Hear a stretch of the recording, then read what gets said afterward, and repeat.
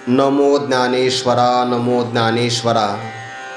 निवृत्ती उदारा सोपानदेवा। मुक्ताबाई नमो त्रिभुवन पावनी। आद्यत्रय जननी देवांची जयांचे केलिया स्मरण। होय सकळ विद्यांचे अधिकरण। तेचे वंदो श्रीचरण श्री गुरूंचे ते नमस्कारोनी आता। मनुष्याणां सहस्रेषु कश्चित् यतते सिद्धये यततामपि सिद्धानां कश्चिन् मां वेत्ति तत्त्वतः। पैका मनुष्यांची या सहस्रशा माझी विपायिलीची या येथ धिवसा। तैसे या धिवसे करा बहुवसा माझी विरळा जाणे। कैवल्य साम्राज्य चक्रवर्ती विश्वमौली ज्ञानोबाराय सकल ब्रह्मनिष्ठ गुरुजनांच्या परमकृपेने श्री भगवती ज्ञानेश्वरीच्या 7व्या अध्यायाचा विचार आपण प्रारंभ केलेला आहे। या अध्यायाच्या प्रारंभाला भगवान परमात्मा भक्तराज अर्जुनाचा अधिकार पहिल्यांदा उल्लेख करून अर्जुना संबंधाने श्रीगुरूंचं काय कर्तव्य आहे या कर्तव्याचाही विचार प्रतिपादन करतात की ज्याचं अंतःकरण मन माझ्याविषयी आसक्त आहे, ज्याने काया वाचा मनाने केवळ माझी शरणागती पत्करलेली आहे आणि जो योग संपन्न झालेला असा अर्जुन, तुझ्या ठिकाणी मला जाणण्याची योग्यता असल्यामुळे कोणत्याही प्रकारचा संशय शिल्लक न राहता निसंदेह रूपाने तू मला जाणशील अशा प्रकारचं ज्ञान मी तुला सांगणार, त्याला तू श्रवण करावं। पण ज्ञानाचा अनुभव असावा यासाठी मी तुला विज्ञानासहित ज्ञानाचं प्रतिपादन पूर्ण रूपाने करणार आहे। ज्ञानाला केवळ शब्द आला तर ज्ञान म्हणजे परोक्ष ज्ञान असा अर्थ होतो आणि विज्ञान शब्द आला की विशेष ज्ञान किंवा ज्याला अपरोक्ष ज्ञान असंही म्हणतात। हा आचार्यांनी केलेला अर्थ आहे की मी तुला परोक्ष ज्ञानासहित अपरोक्ष ज्ञानाचं प्रतिपादन करणार आहे। परंतु भगवान श्री ज्ञानोबारायांनी विज्ञान शब्दाचा प्रपंच असा अर्थ केलेला आहे आणि ज्ञान शब्दाचा स्वरूपभूत स्वयंप्रकाश आत्म किंवा ब्रह्मतत्व असा अर्थ केलेला आहे। म्हणजे मी तुला प्रपंचाचंही प्रतिपादन करणार आहे आणि या संपूर्ण प्रपंचाचं अधिष्ठान स्वयंप्रकाश जे ब्रह्मतत्व त्याचाही स्वरूपाचा विचार प्रतिपादन करणार आहे। कारण जर तुला प्रपंचासहित ब्रह्मतत्वाचं आत्मत्वाने ज्ञान झालं तर पुन्हा तुला अध्यात्मविश्वामध्ये कोणत्याही प्रकारचं जाणणं शिल्लक राहणार नाही। ज्ञातव्यम न अवशिष्यते, जाणणं शिल्लक नाही, प्राप्तव्यही शिल्लक नाही, भोक्तव्य नाही, तर कर्तव्य काय शिल्लक राहणार आहे। जोपर्यंत मनुष्याचं अंतःकरण शुद्ध नसतं तोपर्यंत त्याला कर्म करावं लागतं। कर्म करणं हे त्याचं कर्तव्य आहे। काहीतरी अधिकार संपादन करावं लागतो म्हणजे प्राप्तव्य आहे। कर्म केल्यानंतर त्याचं सुखदुःख भोगावं लागतं, भोक्तव्य आहे। आणि जिज्ञासा निर्माण झाल्यानंतर तत्वाला जाणणं याला ज्ञातव्य असं म्हणतात। पण एक अध्यात्मज्ञान असं आहे की जे जाणल्यानंतर पुन्हा काही जाणणं शिल्लकच राहत नाही। तैसे जे जाणितले यासाठी संसाराची पाठी लावणी संसाराची गाठी लावणी बैसवे पाठी मोक्षश्रियेच्या, किंवा तैसे जे जाणितले यासाठी काहीच करणे नाही दिठी, असं एक 13व्या अध्यायामध्ये हा एक विचार आला आहे। किंवा यज्ञात्वा ज्ञेयं यत्तत् प्रवक्ष्यामि यज्ञात्वामृतमश्नुते अनादिमत् परं ब्रह्म न सत्तन्ना सदुच्यते, असा विचार 13व्या अध्यायामध्ये पण आलेला आहे। जे जाणितले यावर होते काही करणे नाही, जेथे जाणनेची तन्मयाते आणि जयाचे, जे तत्व जाणल्यानंतर अन्य काही जाणण्याचं शिल्लक राहत नाही। पण या जाणण्यातला बारकावा सूक्ष्म भाग असा आहे, व्यवहारामध्ये जाणणारा ज्ञाता असतो। ज्याला जाणायचं त्याला ज्ञेय म्हणतात आणि ज्या साधनेद्वारे जाणलं त्याला आपण ज्ञान म्हणतो। ज्ञाता ज्ञान आणि ज्ञेय अशी त्रिपुटी असते। पण परमात्म तत्वाचं जाणणं असं आहे, जाणणारा जो ज्ञाता आहे तो ज्ञेय स्वरूपाला एकदा जाणल्यानंतर शिल्लकच राहत नाही, तत्स्वरूप होऊन जातो, असं हे जाणणं आहे। जे ज्ञातव्य तर शिल्लक राहत नाही यात नवल नाही, जाणणारा सुद्धा शिल्लक राहत नाही। मिठाच्या खड्याने विचार केला की आपल्याला समुद्राचं माप घ्यायचं आहे, ते म्हणे आपण वरवर जर समुद्राचं माप घेतलं तर आपल्याला कळणार नाही, समुद्राच्या आपण तळाशी गेलं पाहिजे. अशा उंच इमारतीवर चढला, मिठाचा खडा दृष्टांतामध्ये चढू शकतो, आणि तो इमारतीहून गेल्यानंतर उंचावरून त्याने उडी मारली. कुठे? समुद्राच्या तळाला जायचं आहे म्हणून. आता जो समुद्राचं माप घ्यायला गेला तो समुद्र स्वरूप झाल्यामुळे जसा वेगळा राहत नाही, तसं परमात्म तत्वाला जाणण्यासाठी गेल्यानंतर जाणणारा चैतन्य स्वरूप आहे. ज्या परमात्म्याला जाणायचं तेच आपलं ब्रह्मस्वरूप आहे. म्हणून तो ज्ञाता चिदाभास हा शिल्लकच राहत नाही. यज ज्ञात्वा नेह भूयोन्यच ज्ञातव्यम अवशिष्यते. जे जाणल्यानंतर काही शिल्लक जाणण्यासाठी राहतच नाही. म्हणून ज्याला कारणाचं ज्ञान झालं की त्याला कार्याला जाणणं अवशिष्ट राहत नसतं. जसं एका मातीला जाणलं की मातीच्या सगळ्या विकाराला जाणलं जातं. एका सुवर्णाची दृष्टी प्राप्त झाली की अलंकाराला वेगळं जाणणं राहतच नाही. तसं जगताचं अधिष्ठान, ज्याला विवर्तोपादान कारण ब्रह्म असं म्हणतात, ते ब्रह्मतत्व जर जाणलं तर जगताला वेगळं जाणण्याची काय गरज आहे. ज्याला पाणी पाणी रूपाने कळालं, मग लाटा किती जरी आल्या तर वेगळं जाणणं शिल्लक राहत नाही. त्याला अधिष्ठानाची दृष्टी म्हणतात. कारणाला जाणलं की कार्य वेगळं जाणण्याचं शिल्लक राहत नाही. एकेन विज्ञातेन सर्वं विज्ञातं भवति. एका तत्वाला जाणलं सगळं जाणलं जातं. ते जाणणं म्हणजे आपल्या आत्मस्वरूपाचं आहे. आणि भगवंतांनी त्याची प्रतिज्ञा केली की मी तुला विज्ञानासहित ज्ञान सांगणार. शंका येईल की विज्ञानाची गरज काय आहे, म्हणजे प्रपंचाला का जाणावं. तर यातला एक भाग असा आहे, प्रपंच हा परमात्म प्राप्तीकरता सहाय्यक आहे, प्रतिबंधक नाही. तुम्ही तर म्हणाल प्रतिबंधक नाही म्हणजे कसा प्रतिबंधक नाही. ज्ञानोबारांची ओवी आहे, अगापै पुंडकुमारा येता स्वरूपाची आघरा, करी तसे आडवारा विश्वाभासजो. स्वरूपाच्या घराला येत असताना जगताचा आभास आपल्याला आडवारा प्रतिबंध करतो. तर यातला भाग असा आहे, स्वरूपाने प्रपंच प्रतिबंध करत नाही. फार झालं तर प्रपंच आपल्याला सहाय्य करतो, पंचदशीकारांचं म्हणणं आहे. मग प्रपंच प्रतिबंध स्वरूपाने करत नाही. प्रपंचावर असणारी आपली अनुकूल किंवा प्रतिकूल बुद्धी ही आपल्याला प्रतिबंध करत असते. जड पदार्थ आपल्या बंधनाला कारण नसतो. त्या जडावर असणारी आपल्या अंतकरणाची अनुकूल किंवा प्रतिकूल, राग किंवा द्वेष हीच भावना आपल्या सुखदुःखाला कारण असते. व्यवहारामध्ये उदाहरण आहे, जुन्या काळामध्ये नाटकं व्हायची, आताही होतात. पण जुन्या काळामध्ये मात्र थोडं वेगळं असायचं. मग त्या नाटकामध्ये काही माणसाला नाटक पाहिलं तर रडू येतं आणि काही माणसाला नाटक पाहिलं की हसू येतं. मग आता तो अभिनय करणारी व्यक्ती किंवा ते चित्र सुखदुःखाला कारण नसतं. तर रावणाने जानकी मातेचं अपहरण केलं तर त्या सीता मातेच्या विषयी ज्याची आदरबुद्धी आहे त्यामुळे त्याला दुःख होतं. आणि जेव्हा हनुमंतराने लंका जाळली तेव्हा रावणाच्या विषयी प्रतिकूल बुद्धी असल्यामुळे आनंद होतो. हे पदार्थ सुखदुःखाला कारण नाही, अनुकूल किंवा प्रतिकूल बुद्धी ही सुखदुःखाला कारण नसते. नाहीतर सर्प पाहिला, एकच सर्प असतो, गारुड्याला आनंद होतो आणि त्याचा खेळ पाहणाऱ्याला सुद्धा आनंद होतो. पण चुकून एखादा पेटाऱ्यातून बाहेर निघाला आणि गर्दीत घुसला तर मग मात्र दुःख होतं. पदार्थ सुखदुःखाला, ईश्वर सृष्टी सुखदुःखाला कारण नसते.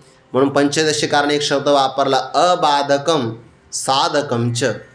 ईश्वर सृष्टी मनुष्याला बाधक नाही, मानली तर ब्रह्मज्ञानासाठी साधक आहे.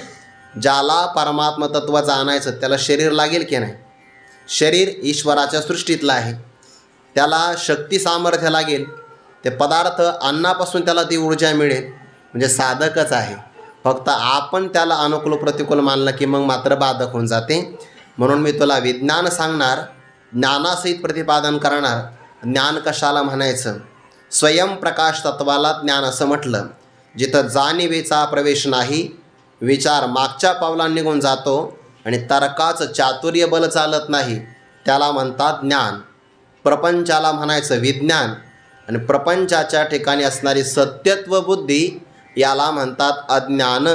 ते अज्ञान संपूर्ण गेलं पाहिजे. म्हणजे सत्यत्व बुद्धी गेली तर प्रपंचाची सत्यत्व बुद्धी गेली तर प्रपंच जरी भासला तरी बाधक होत नाही. काल आपण विचार पाहिला की नाही, एखाद्या दोराला जर आपण जाळलं तर तो दोर जळून जातो, पण त्याचा पीळ मात्र तसाच राहतो. तसं प्रपंचाच्या विषयी असणारं अधिष्ठान त्याचं अज्ञान नाहीसं झालं की प्रपंच राहत असतो. पण राहिला तरी प्रपंच काही आपल्या दोष निर्माण करत नाही. त्याला बाधितानुवृत्ती असं म्हणतात. जसे सर्पाचे दात काढले की सर्प आपल्याला कोणत्याही प्रकारचा बाध करत नाही, तसं प्रपंचाचं असणारं अज्ञान गेलं तर प्रारब्ध असेपर्यंत प्रपंच भासत असतो. पण प्रपंच मात्र त्या ज्ञानी पुरुषाला सुख किंवा दुःख प्रदान करू शकत नाही. म्हणून प्रारब्ध आणि ब्रह्मज्ञान यांचा अविरोध आहे, परस्पराचा विरोध नाही. प्रारब्ध प्रपंचाची सत्यत्व बुद्धी परत आणत नाही. प्रारब्ध सत्यत्व बुद्धी आणत नाही, म्हणून विद्याच्या विरोधी नाही. आणि जे आत्मज्ञान किंवा आत्मविद्या आहे ती काही जगताला नष्ट करत नाही, म्हणून प्रारब्धाच्या विरोधी नाही.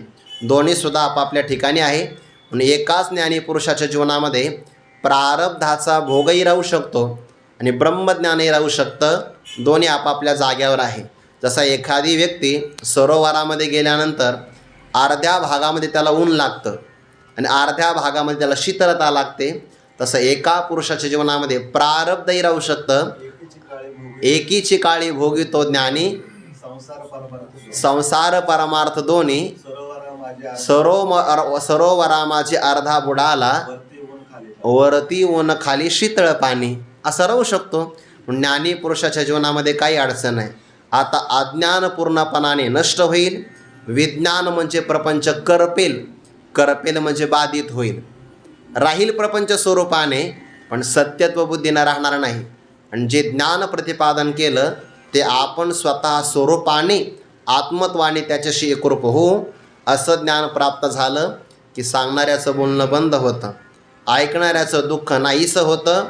ज्या जाणण्यामध्ये लहान थोर असा भेद शिल्लक राहत नाही, असं फार मोठं वर्म ते शब्दावर आरूढ करता येईल. आणि थोडं जरी ज्ञान प्राप्त झालं तर मनातल्या सगळ्या इच्छा पूर्ण होतील, असा भगवंताने ज्ञानाचा पुरस्कार प्रतिपादन केला. आता या आत्मज्ञानाच्या प्राप्तीसाठी जरी सगळ्या याचा उत्कर्ष सांगितला असेल तर सगळेजण याच्या प्राप्तीसाठी प्रयत्न करत नाही. एक त्यातला सूक्ष्म विचार सांगून जाऊ का? जितकी मौल्यवान गोष्ट असते ना, तितकीच त्या गोष्टीच्या प्राप्तीकरता प्रयत्न करणारे माणसं कमी असतात.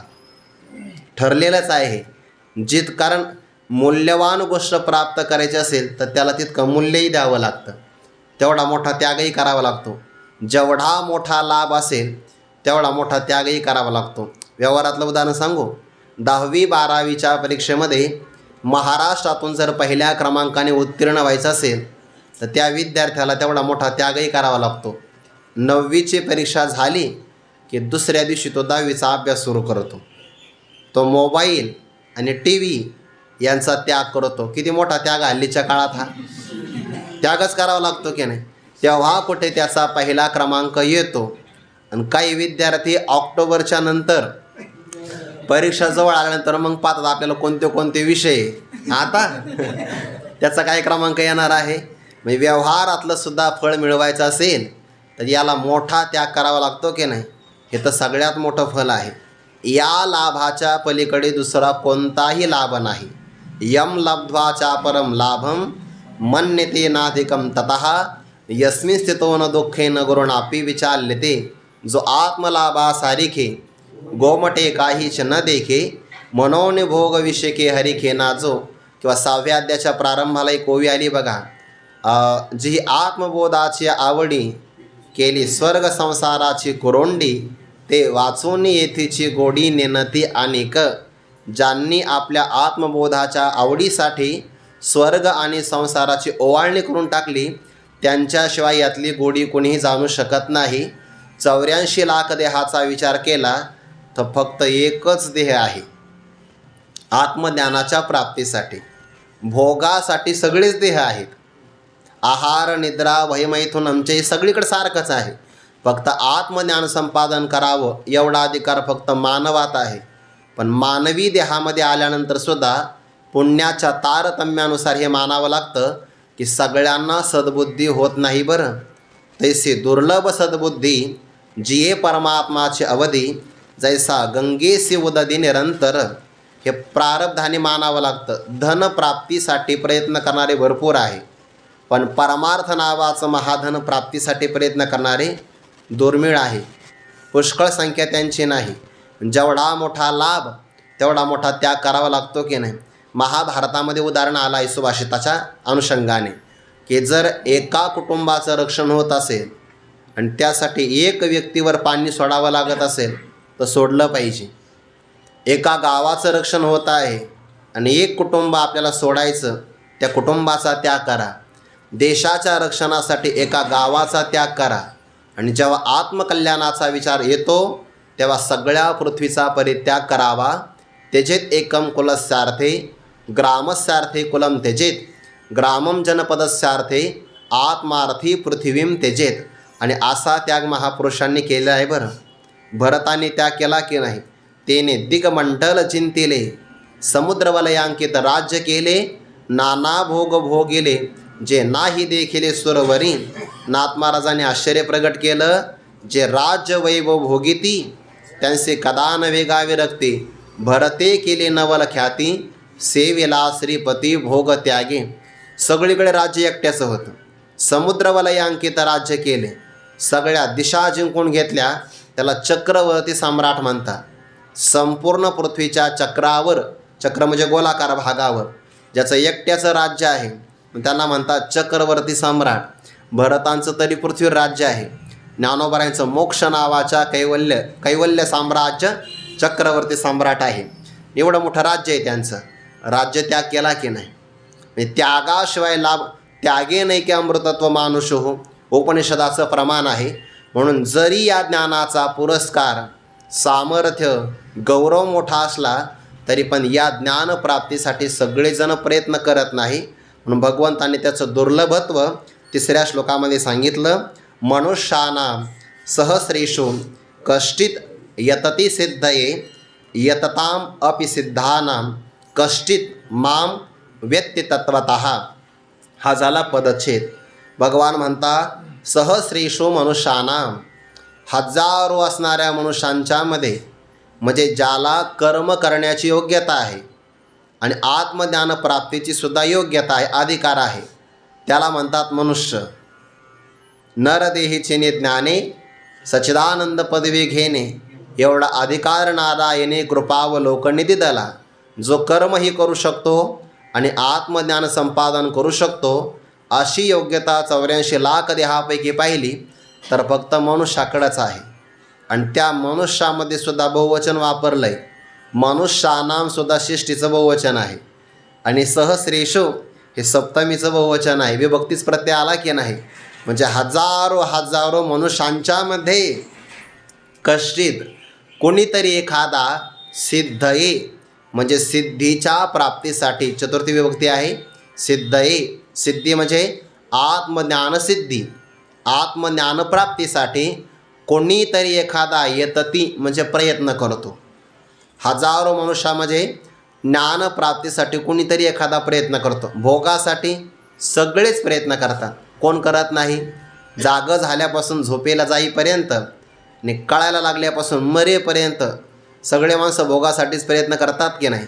पंचदशीकारांचा शब्द बरं आपला नाही.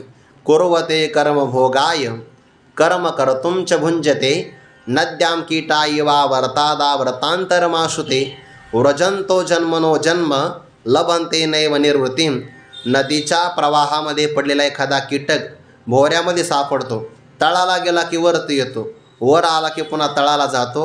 तसे जीव मनुष्य देहामध्ये येऊ किंवा कोणत्याही देहामध्ये भोगासाठी कर्म करतात आणि भोग भोगले की पुन्हा कर्मच करत राहतात. भोगासाठी कर्म आणि कर्मासाठी पुन्हा भोग, असं चक्र त्यांचं चालू आहे. पण ज्ञानप्राप्तीसाठी हजारो मनुष्यांच्यामध्ये कुणीतरी एखादा प्रयत्न करतो. त्या प्रयत्न करणाऱ्यांनासुद्धा इथं भगवंताने सिद्ध म्हटलं आहे. वास्तविक प्रयत्न करणारा साधक असतो आणि साधकाला भगवंताने लगेच सिद्ध का म्हटलं? आजचा साधक हा उद्याचा सिद्धच आहे ना, उद्या त्याला मोक्ष मिळणारच आहे. म्हणून भगवंताने त्याला सिद्ध म्हटलं आहे. यतताम अपि सिद्धानाम, प्रयत्न करणाऱ्या सिद्धांच्या मध्ये सुद्धा, म्हणजे अगोदर तर मनुष्यत्व दुर्लभ आहे. दुर्लभम त्रयमे वैतत देवानुग्रह हेतुकम मनुष्यत्वम मुमुक्षुत्वम महापुरुष संश्रयाः, पहिल्यांदा मनुष्यत्व प्राप्त होणं कठीण. त्या मनुष्य देहामध्ये आल्यानंतर मला आत्मज्ञान व्हावं अशी जिज्ञासा निर्माण होणं पुन्हा कठीण. आणि त्यांच्यामध्ये सुद्धा आल्यानंतर महापुरुषांची संगती व्हावी. मग त्याने श्रवण करावं, मनन करावं, निधिध्यासन, तत्वं पदार्थ शोधनम ही अंतरंग साधना करावी. अशी अंतरंग साधना करणारा सुद्धा कोणीतरी एखादा व्यक्ती यततामपि सिद्धानां कश्चित, कोणीतरी एखादाच माम तत्वतः वेत्ती, मला तत्वतः जाणतो. तत्वतः जाणणं म्हणजे शुद्ध रूपाने जाणणं. ज्या परमात्म्याच्या स्वरूपावर अज्ञान किंवा माया उपाधी नाही आणि जगत किंवा देह नावाचं कार्यप्रपंच नाही, असं उपाधी वेगळे तुम्ही निर्विकार, काहीच संसार तुम्हा नाही, अशा शुद्ध रूपाने कोणीतरी मला एखादाच विरळा जाणतो. बाकी कोणी मात्र जाणण्यासाठी प्रयत्नसुद्धा करत नाही. शब्द किती गोड ठेवला भगवंताने. असं नाही म्हटलं ना भगवंताने, जीवानाम सहस्रेषु, जीवा हजारो जीवांमध्ये कोणीतरी मला जाणतो असं नाही. किंवा देवानाम सहस्रेषु असं नाही म्हटलं. जीवानाम जर म्हटलं असतं ना तर मुंगीपासून ब्रह्मदेवापर्यंत सगळे जीवच आहे. ब्रह्मेशाना परोते, वाढणे नाही जीवाते. मुंगीपासून ब्रह्मदेवापर्यंत सगळे जीवच आहे. आणि तसं लक्षण केलं असतं तर ते मुंगीवरही अतिव्याप्त झालं असतं आणि ब्रह्मदेवाकडे सुद्धा गेलं असतं. पण ते प्रयत्न नाही करत. मुंगी असो नाही तर देव किंवा ब्रह्मदेव असो, या सगळ्या भोगयोनी आहे म्हणून त्यांनासुद्धा अधिकार नाही. जर अधिकार असता तर स्वर्गातले देव असं म्हटलेच नसते, स्वर्गीचे अमर इच्छिताती देवा मृत्यूलोकी व्हावा जन्म आम्हा, नारायण नामे हो जीवनमुक्त, कीर्तनी अनंत गाऊ गीती. याचा अर्थ स्वर्गामध्ये भोग आहे पण स्वर्गामध्ये मुक्त होण्याकरता लागणारं ज्ञान याची व्यवस्था नाही. ते फक्त मृत्यूलोकामध्ये आणि मनुष्य देहामध्ये म्हणून शब्द ठेवला. म्हणून भाग्ये आले ते मनुष्य देहा, तुकोबारांचं प्रमाण आहे. जो जीव मनुष्य देहामध्ये आला ना त्याचं सगळ्यात मोठं भाग्य आहे. गुरुवारी डॉक्टर बाबा सांगत असतात पाठामध्ये, आपल्याला मानवी देह मिळाला तो पुन्हा भरतखंडी नरदेह प्राप्ती, हे तो परमभाग्याची संपत्ती. भारत देशात महाराष्ट्र प्रांतात वारकरी संप्रदायामध्ये ज्ञानोबाऱ्यांच्या चरणकमलाजवळ ज्ञानोबाऱ्यांची अमृतवाणी श्रवण करण्याचा योग आला. इतकं भाग्य ब्रह्मदेवाच्याही वाट्याला नाही. हे परमभाग्य अंगी वीरांची हे नाही. म्हणून लोकांनी आपलं कौतुक केलं किंवा न केलं अपेक्षा करूच नाही. फार झालं तर पंचारती आपण लावावी आणि आपणच आपल्याला ओळखून घ्यावं. एवढं मोठं भाग्य आपलं आहे की नाही. कारण ज्या मनुष्य देहाचा भगवंताने उल्लेख केला तो सगळा आपल्या जीवनामध्ये योग आला. थोडंसं आपण आपल्या जीवनाचं निरीक्षण करा कधीतरी एकांतामध्ये बसून की खरंच आपल्याला किती मोठं भाग्य वाट्याला आलेलं आहे. हे पारमार्थिक भाग्य सगळ्यांच्या वाट्याला येत नाही. भाग्याचे सुद्धा दोन प्रकार आहे. एक आहे व्यावहारिक भाग्य, दुसरं आहे पारमार्थिक भाग्य. तुलना होऊ शकत नाही. पण कधी कधी आपण आपल्यावर नाराज झालो ना तर आपण तुलना व्यावहारिक माणसाबरोबर आपली करतो. नाही हो म्हणे त्यांच्याकडे 4 चाकी गाडी आहे आणि आपल्याला सायकलसुद्धा नाही. अरे पण त्याला आळंदीत राहायला मिळत नाही. आपल्याला कायम ज्ञानोबांच्या चरणकमलाजवळ राहायला मिळतं ना. आपली तुलना करायची असेल तर पारमार्थिक भाग्याने केले पाहिजे. आपण व्यावहारिकाचं पारडं आणतो आणि आपल्या पारमार्थिक जीवनाची तुलना करतो. तुलना कशी होईल? होणारच नाही. एवढा मोठा अधिकार देवाने दिला आहे. मनुष्यत्व प्राप्त आहे, मुमुक्षुत्व आहे. आणि गुरुवारी मारुती बाबा, शास्त्री बाबा, डॉक्टर बाबा असे त्यात समान असणारे अनेक महापुरुषांचं सान्निध्य मिळते. आपल्याला ना महापुरुषांचा शोध घेण्याची गरजच नाही. आपल्याला कष्टच नाही तेवढे.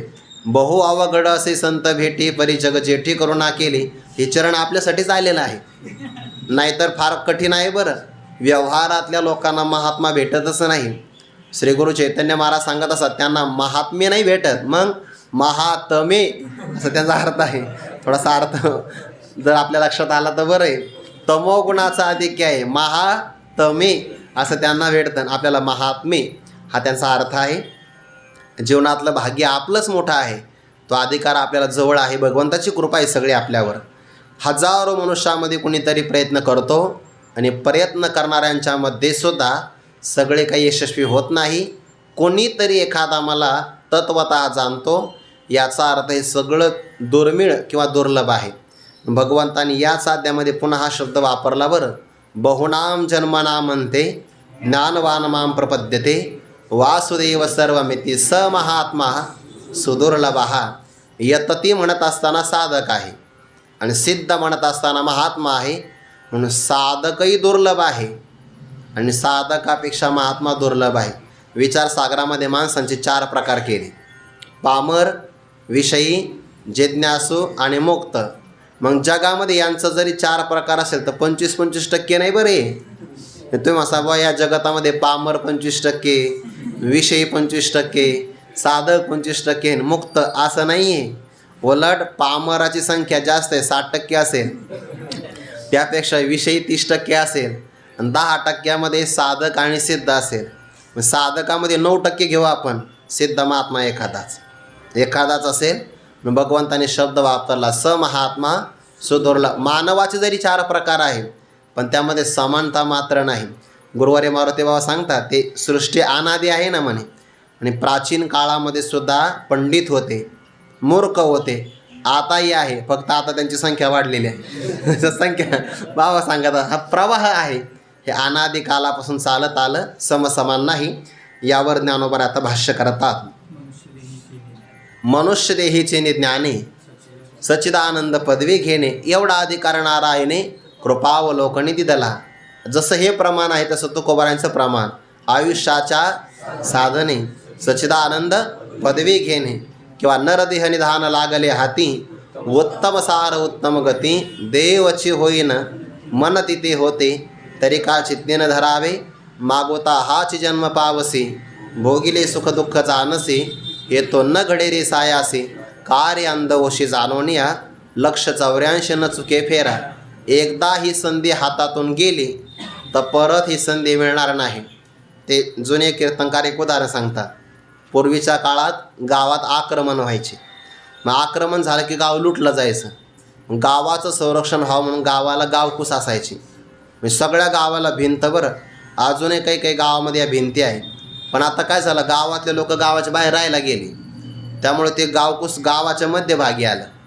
पूर्वीच्या काळी ते गावाला कोट असायचा आणि त्याला एकच दरवाजा. सायंकाळी तो दरवाजा बंद व्हायचा, सकाळी उघडायचा. एक आंधळा मनुष्य काहीतरी भीक मागण्याकरता गेला त्या गावातून, पण असाच कालच्या सारखा पाऊस पडल्यामुळे त्याला उशीर लागला यायला, लक्षातच आलं नाही. दरवाजा बंद झाला आणि मग त्याने विचार केला आता मी गावात जाईल कसा. एका सज्जनाला विचारलं मला गावात जायचे, दरवाजा तर एक आहे आणि ज्या भागात दरवाजा नाही त्या भिंतीला त्याने हात लावला. सज्जन म्हटला काही नाही, मी भिंतीला तुला हात लावून देतो, या भिंतीला जर चाचपत तू गेला तर एका ठिकाणी दरवाजा लागेल, दरवाजातून तुला जाता येईल. झालं. त्या आंधळ्या माणसाने भिंतीला धरलं, प्रवास सुरू केला. आता गावाच्या कडेला असणारी ती भिंत आहे, ती का स्वच्छ असणार आहे का? कुठं गटाराचं पाणी तर कुठं उकिरडा, कुठे केर कचरा. पण अशाही दुर्गंधीच्या कठीण भागातून, खड्ड्यातून, दगडातून तो आला.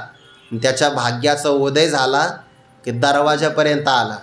दरवाजापर्यंत येण्याचं भाग्य, परंतु दरवाजातून आत जाण्याचं भाग्य नाही. तेवढ्या त्याच्या अंगाला खाज आली. मग थांबलं पाहिजे ना, पण खाजत पुढे चालतच राहिला. दरवाजा गेला निघून, दरवाजा मागं राहिला.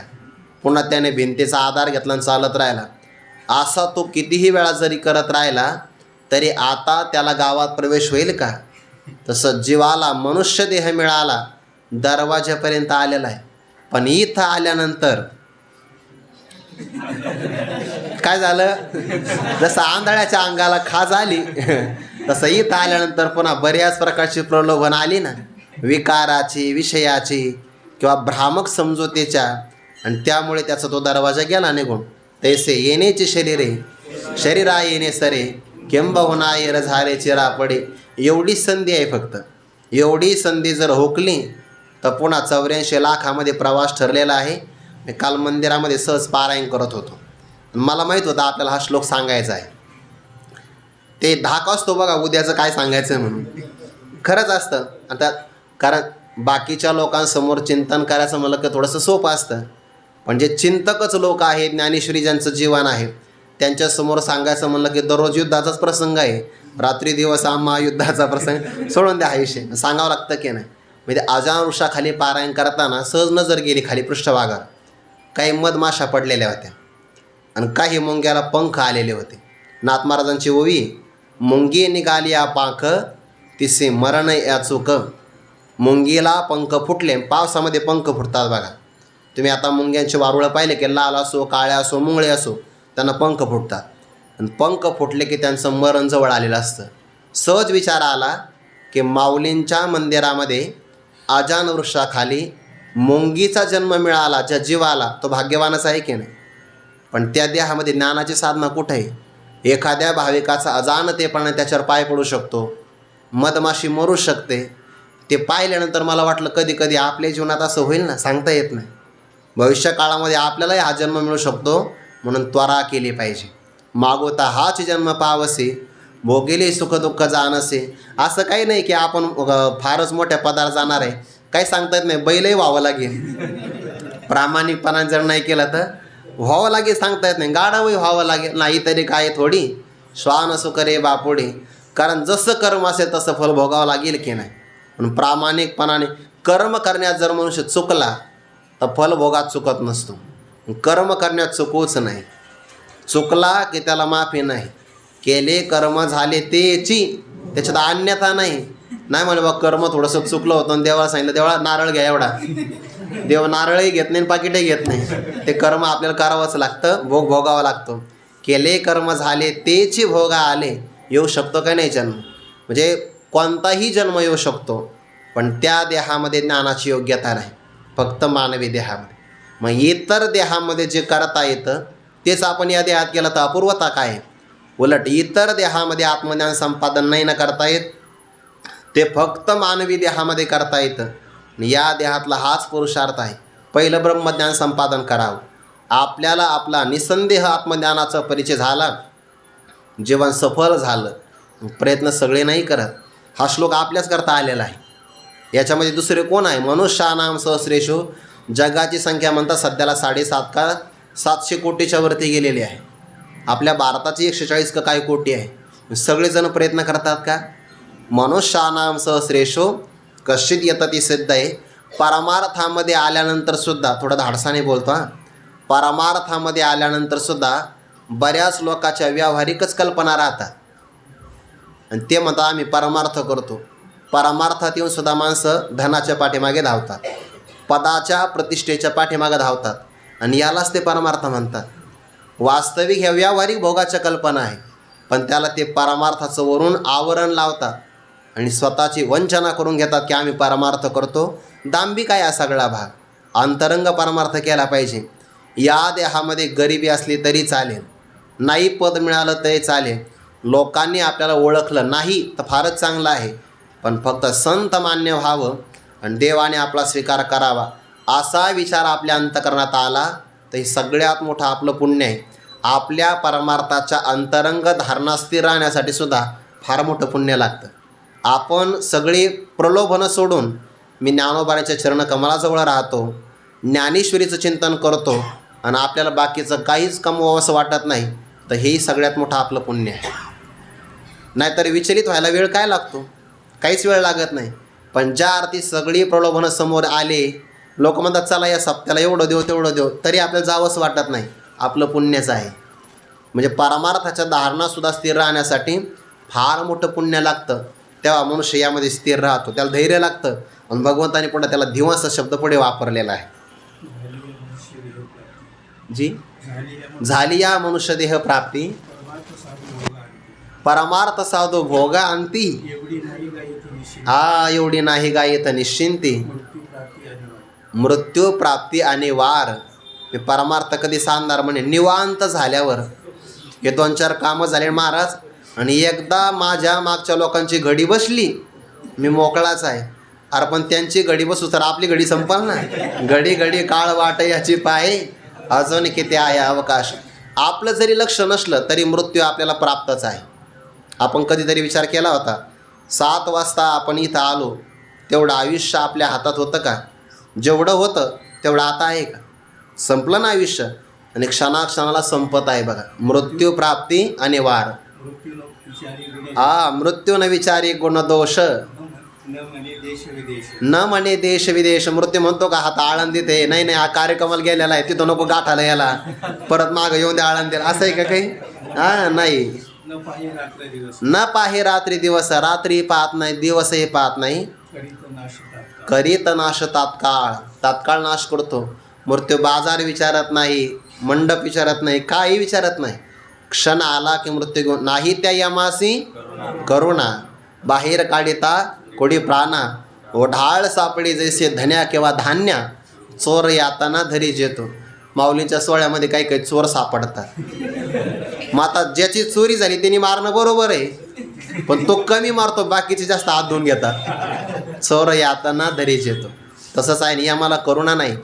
क्षण संपला ना मृत्यू बरोबर प्राण आकर्षित करतो. म्हणून फक्त आपल्या जीवनामध्ये आपल्याला या आयुष्याचे क्षण सार्थकी लावता आली पाहिजे. सदैव स्वाध्याय करावा. आपण आपली परमार्थ साधना करतो ना, तर लोकाच्या मनावर प्रभाव करण्यासाठी कधीच करू नका, स्वतःच्या आनंदासाठी करा. आपण पाठांतर करावं तर ते आपल्या बुद्धीवर संस्कार होण्यासाठी, नामस्मरण करावं तर ते आपलं परमार्थधन वाढण्यासाठी.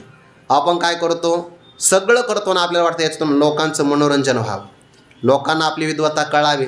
अरे मग आपण तर भोग्य झालो आणि लोक भोगता झाले ना, ही सुद्धा भ्रामक कल्पनाच आहे.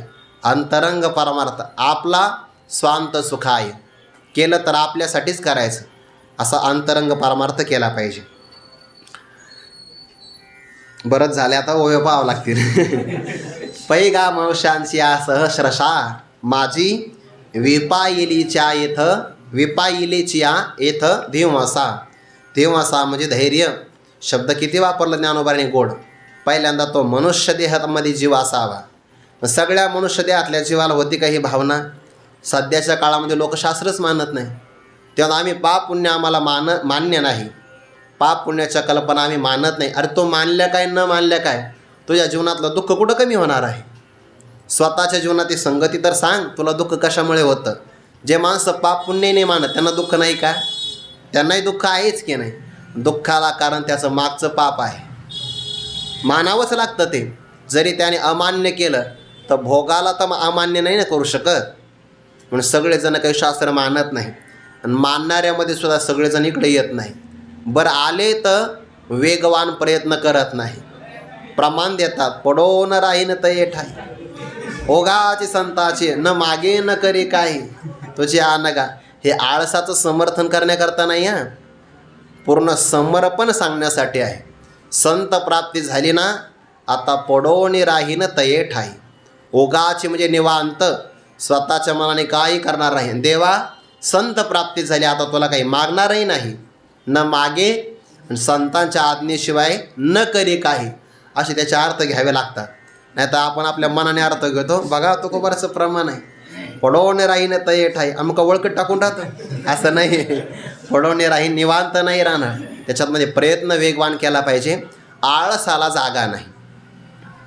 त्या 4 गोष्टीमध्ये विद्वानाचा मृत्यू होतो. 4 गोष्टी त्याच्यामध्ये आ शब्दाने 2 आहे आणि अशब्दाने 2 आहे. तर त्याच्यामध्ये आहे अनभ्यास, वेदाचा अभ्यास नाही केला. आचारस्यच वर्जनात, आचरण केलं नाही. आलस्यात, आळसीपणा केला. आणि अन्नदोषात मृत्युर्विप्रम जगांसती. 2 शब्द अ आहे आणि 2 शब्द आ आहे. आचरण केलं नाही शास्त्रानुसार आणि आळस केला, वेदाचा अभ्यास नाही केला, पारायण नाही केलं, हेच आपल्याकरता वेद आहे, आणि अन्नदोष झाला, तर या 4 गोष्टीने विद्वानाचा मृत्यू होतो. आणि या 4 गोष्टी करू नये.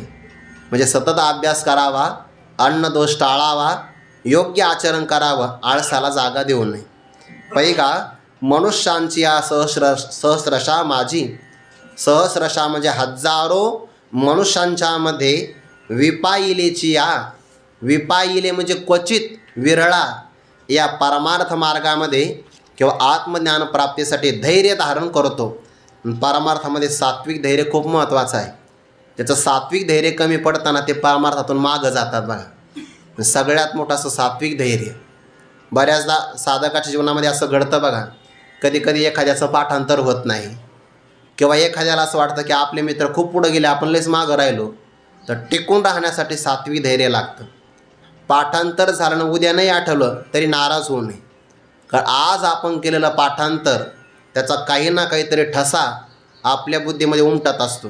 जसं आपण एखादी पावती फाडतो आणि त्याच्या खाली काळा कागद ठेवतो, तर खाली असणाऱ्या पावतीवर काही ना काहीतरी अक्षर उमटतात की नाही, तसं पाठांतर केलं तर काही ना काही अक्षर बुद्धीमध्ये उमटतात. भले ते आपल्याला उद्या नाही आठवले, नाराज नाही व्हायचं. त्या दिवशी आठवले भरपूर झालं, संस्कार करत जायचं, फक्त नाराज नाही व्हायचं. त्याला धैर्य लागतं. त्याला धिवसा म्हणतात, धैर्य. सगळ्या जणांना धैर्य राहत नाही, पण त्या धैर्यामध्ये सुद्धा धैर्यवंतामध्ये तैसया धिवसे करा बहु असा माझी. अगोदर हजारो मनुष्यामध्ये एखाद्याला धैर्य होतं. असं ज्यांना ज्यांना धैर्य होतं असे धैर्यवान अनेक गोळा केले, तर त्यांच्यामध्ये सुद्धा एखादा विरळा जाणे. तैसया धिवसे करा बहु असा माझी.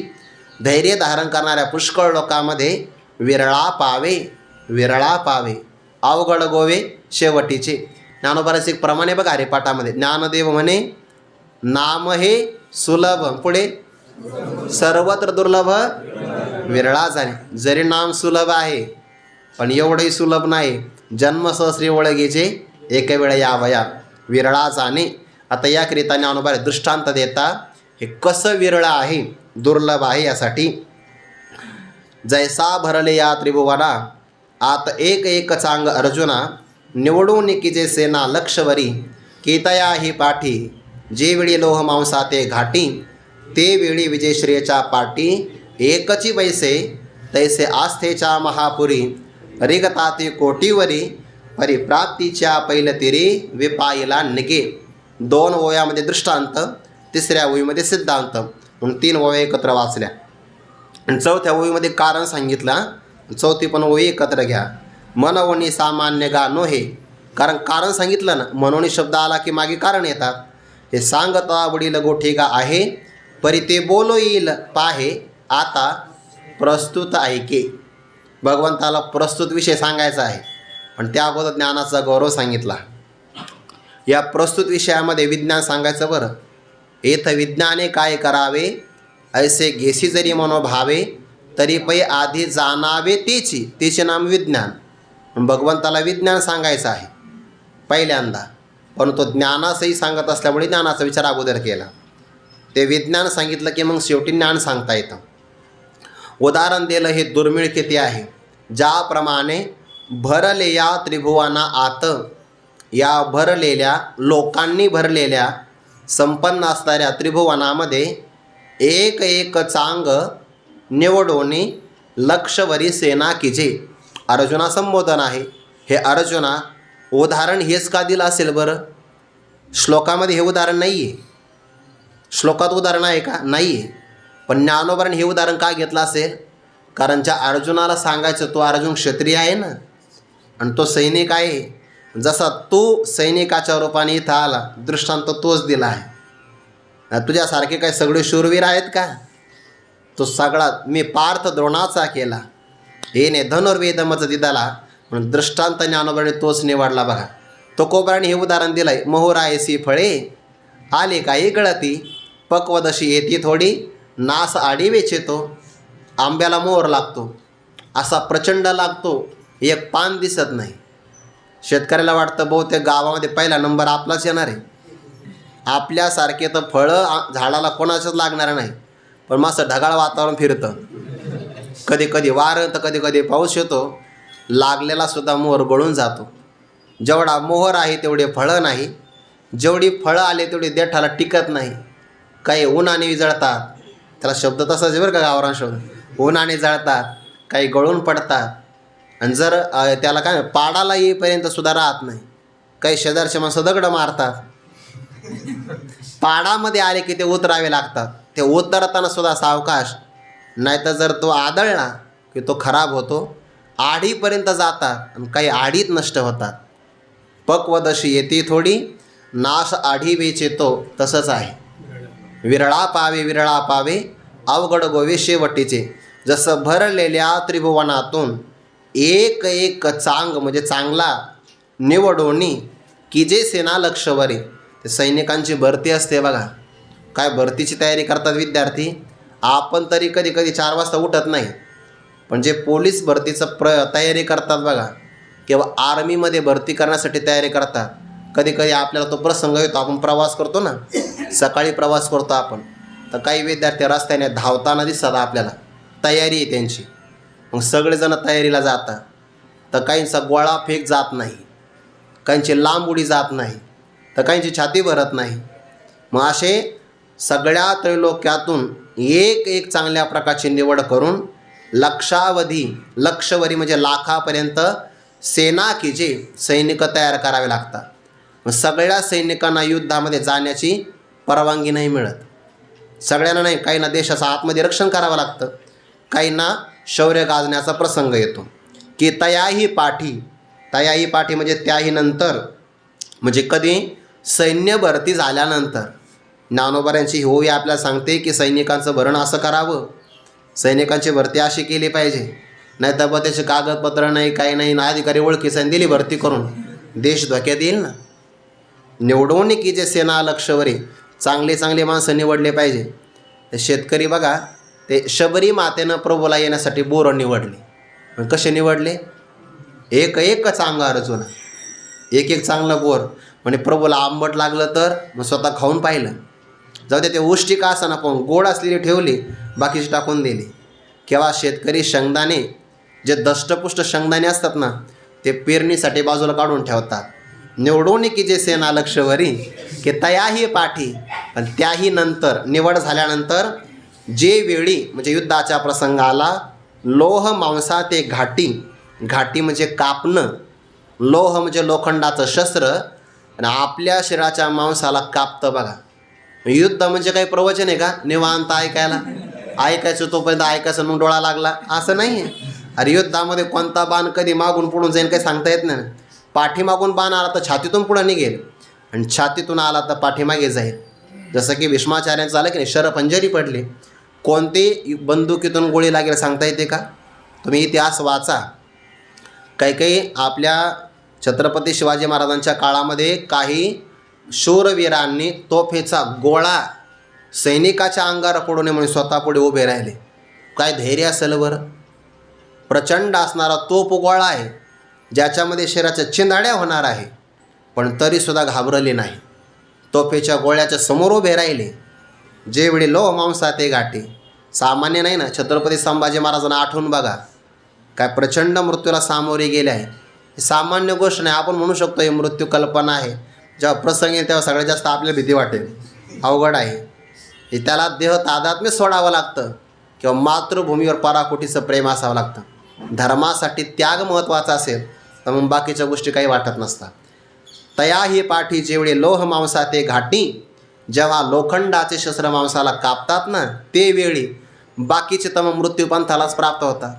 काही वीरगतीला जातात, पण त्याच्यातला एखादाच व्यक्ती म्हणजे अगोदर त्रिभुवन भरलेला आहे माणसाने, एक निवडला, लाखांची निवड झाली, लाखातून काही जण युद्धाला गेले, वाचलेच नाही. वेळी विजयश्रीच्या पाटी म्हणजे पदावर विजयश्रीच्या पदावर एकची बैसे. एखाद्याच्याच गळ्यामध्ये विजयश्रीचे पुष्पमाला पडते. म्हणून बघा, भारताचं जर एखाद्या देशावर युद्ध झालं तर किती सैन्य वीरमरणाला प्राप्त होतात. त्यांना ते काही चक्र वगैरे प्रदान केलं, परमवीर चक्र वगैरे असतात की नाही, पण एखादा जिवंत येतो.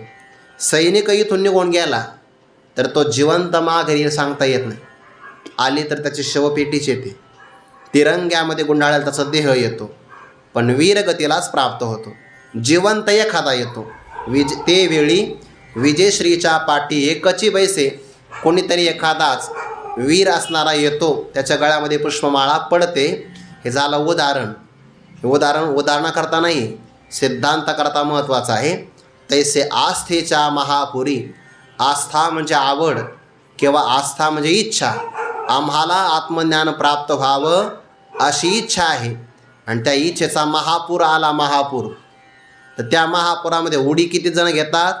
ज्ञानोबा म्हणतात रिगताती कोटीवरी म्हणजे कोट्यावधी. आम्हाला ज्ञान प्राप्त व्हावं अशा जिज्ञेशेच्या महापुरामध्ये उड्या मारणारे कोट्यवधी आहे. मग आता उड्या मारणारे जर कोट्यवधी असेल तर पलीकडच्या काठाला निघालेले कमीत कमी 100,000 तर पाहिजे ना. जे ज्ञानोबाराय उड्या मारताना कोट्यावधी सांगतात, ते ज्ञानोबाराय पलीकडच्या काठाला जाताना मागच्या तरी ओवीमध्ये एकच पैसे, पुढच्या ओवीमध्ये एक सुद्धा अंक ठेवत नाही ज्ञानोबाराय. बघा तुम्ही ओवी कशी. तैसे आस्तेच्या महापुरी रेगताती कोटीवरी, परिप्राप्तीच्या पहिल्या तेरे हजारो. जाऊ द्या कोट्यावधी मग लाखो, हजारो, शेकडो, 10, 9 एकच नाही. प्राप्तीच्या पहिल्या तेरे आत्मज्ञानाच्या प्राप्तीच्या पलीकडे विपाईला क्वचितच एखादाच निगे बाहेर पडतो. जसं महापुरामध्ये प्रचंड वेग असतो, त्याला पट्टीचा पोहणारा लागतो बरं. कधी कधी महापुरामध्ये पोहणारे माणसं धाडस करतात, पण आत गेल्यावर दम लागतं आणि त्याला वाटतं काठारच मी बरा होतो. उगाच मला हे धैर्य आलं की मी उडी टाकली. दम लागतो. दम छाक जर झाली नाका तोंडात पाणी गेलंच. पण पलीकडच्या अलीकडे पाण्याचा वेग एवढा नसतो, मध्य भागात जास्त असतो आणि त्या वेगाला कापून पुढं जायचं फार कठीण आहे. तसं हे आस्थेच्या महापुरामध्ये उड्या मारणारे कोट्यावधी असतात, पण ज्ञानप्राप्तीच्या पलीकडच्या तीराला एखादाच निघतो. मनोनी सामान्य गान आहे. अर्जुना, आत्मज्ञानप्राप्तीची गोष्ट फार साधारण नाही बरं, सामान्य नाही. हे सांगता वडील गोठी गा आहे. ही गोष्ट सांगत असताना असं वाटतं वडील म्हणजे मोठी, ही सर्वात मोठी गोष्ट आहे. परी ते बोलो येईल, परंतु त्या आत्मज्ञान प्राप्तीचा विचार बोलो येईल, शब्दामध्ये सांगता येईल. पाहे तो पुढे सांगणार आहे आम्ही. मग आता प्रस्तुत आहे की आता मात्र ज्या अर्थी हा विचार बोलो येईल पाहे म्हणजे पुढे सांगणार आहे, म्हणजे ज्ञानाचा विचार जेव्हा पुढे सांगणार आहे. आणि आता प्रस्तुत आहे की म्हणजे नेमकं काय ऐकायचं. ज्या अर्थी ज्ञान पुढं सांगणार आहे याचा अर्थ मागे राहिलं अज्ञान आणि विज्ञान हेच ऐकावं लागेल. आणि आता प्रस्तुत आहे की मग ज्ञानाचा विचार पुढं येणार असेल तर विज्ञान शब्दाचा अर्थ होतो प्रपंच. आणि मग प्रपंच सांगत असताना प्रपंचाचं कारण काय, म्हणून परमात्मा पुढे 2 प्रकारच्या प्रकृती सांगणार आहे. एक पराप्रकृती आणि अपराप्रकृती. आता प्रस्तुत ऐके तर ते ऐके म्हणजे उद्या ऐके. पुंडलिक वरदारी विठ्ठल श्री ज्ञानदेव तुकाराम मौली ज्ञानेश्वर महाराज की जय. जगद्गुरु तुकाराम महाराज की जय. सद्गुरु जोग महाराज की